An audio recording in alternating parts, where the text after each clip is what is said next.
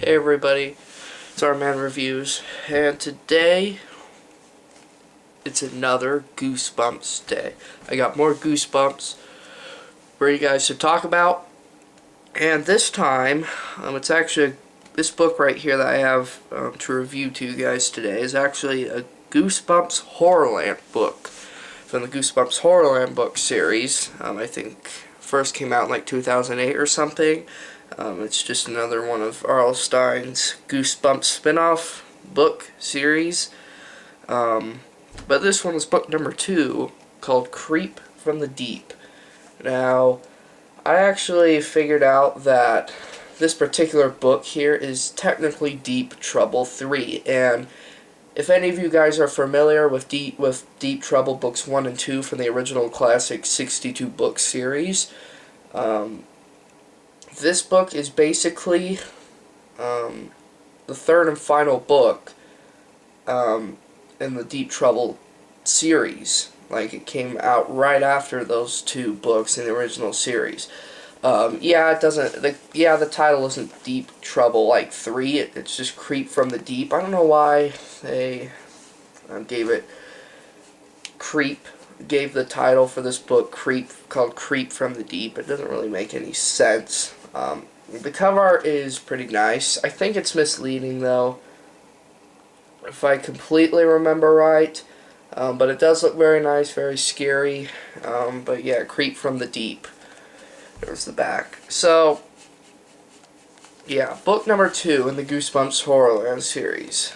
I have a lot of stuff to talk about for this book. This book is one of the best Goosebumps books I've ever read in my life, for sure. Now, if I had to compare this one to the original Deep Trouble, which is book 19 in the original series, I like Deep Trouble quite a bit more than this book, but this book is still very good otherwise. I haven't read Deep Trouble 2, but I heard a lot of bad things about that book, but I've always been kind of really excited to read it, so, you know, after reading Deep Trouble, but maybe I'll still just skip Deep Trouble 2. But this book was easily one of the most scariest Goosebumps books I've ever read in my life. It was just very scary, suspenseful, very fun, very intense. It was just a really fun, great read. So basically, the premise of this book, you have Billy and Sheena Deep returning again in this book, which is great. You know, there's no new characters. You still have those two and their uncle, Dr. D, which is actually Dr. Deep. But yeah, it's great to have all 3 of those main characters returning in this book from Deep Trouble books, from the first 2 Deep Trouble books. But yeah, again, they're siblings. And then, yeah, again, Dr. D is their uncle. He's a marine biologist. He owns this huge sea lab boat called the Cassandra that just floats around the waters. I forgot where this book takes place, in what ocean. I forgot because, you know, I haven't read this book in a while, but, you know. So, that's basically the beginning of this book. That's the beginning of the plot of this book.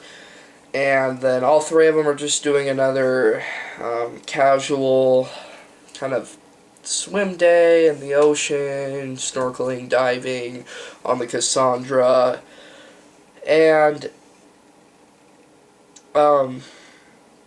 after that, Dr. D tells Billy and Sheena about this supposed rumor that he heard, that he thinks is true. Well, it's kind of a rumor, but it's also kind of a myth, a mystery.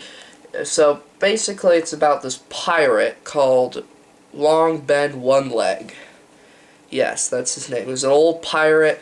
He owned this ship called the Scarlet Skull with his crew of pirates. and then it just mysteriously vanished, like a long, long time ago, because there's like this big old black cloud, and then it just made the boat completely disappear, and then Ben, Long Ben, One Leg, disappeared with all of his crew, and never to be seen again. And the ship was said to still be, like, on the very bottom of the ocean floor, and the boat still has, like, worth millions of dollars worth of, like, treasures and stuff on it, still underneath the water in the ocean floor. And basically then, that makes Dr. D want to actually go down in a submarine to try to find that particular boat with Billy and Sheena in the submarine with him, to try to find those treasures, try to find out if the mystery, myth, rumor about it all, about Scarlet Skull is true. But as they're going down, they're just going down casually, going deep, deep down in this submarine. There's this big cloud that forms, this same big, like, cloud thing, whatever, that actually made the Scarlet Skull disappear. And then it starts to affect the submarine and Billy and Sheena. They start to get really worried. And then Dr. D just disappears. He just disappears, just like how One Ben, One Leg, his crew, and the Scarlet Skull all disappeared too. So they don't know what happened to Dr. D. Then they have to try to figure out what to do next with the submarine.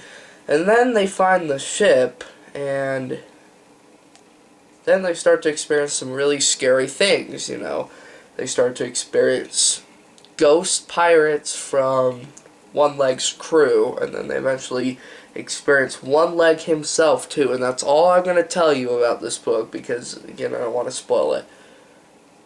But this book was fantastic. Again, I didn't like it quite as much as the original Deep Trouble. I bet a lot of people don't either. But this book is exactly 100 pages. So it's like 18-ish pages shorter than Deep Trouble. And it flew by fast. Well, sort of. It took me a little longer to read than Deep Trouble. Not because it was boring or dragged out. This book is like a 10 out of 10 book for me. I'd rank it in S tier. If I had to rank it in an S tier ranking list. But it was mostly because it felt longer, not dragged out. It just felt longer than the original Deep Trouble, despite it literally only being 100 pages. And then the other 30 pages are like about the HorrorLand section of this book, because I think the first 11 books in the entire HorrorLand series have like have like 30 or so more pages left. The very end of the book that takes the characters into like their Horrorland adventure type thing. Yeah, basically you have this one page right here that says like enter Horrorland, and you can see it goes up to 100 pages at the end, and then the rest just goes right into Horrorland, which I didn't even care to read the Horrorland section part in this book, because I do not like them in any of the books in the series. They were so boring. But combined, this book is technically longer than the original Deep Trouble, obviously, because it's 130 pages, I think.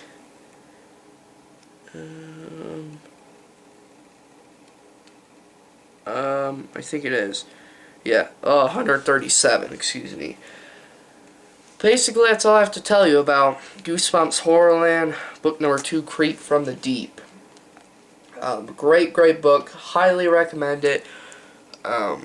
It's just a really fun book to read if you read the original Deep Trouble book and you want another Deep Trouble book to read. This book just is more fun of like when it explores the themes of like ghost pirates, submarines, more than just snorkeling.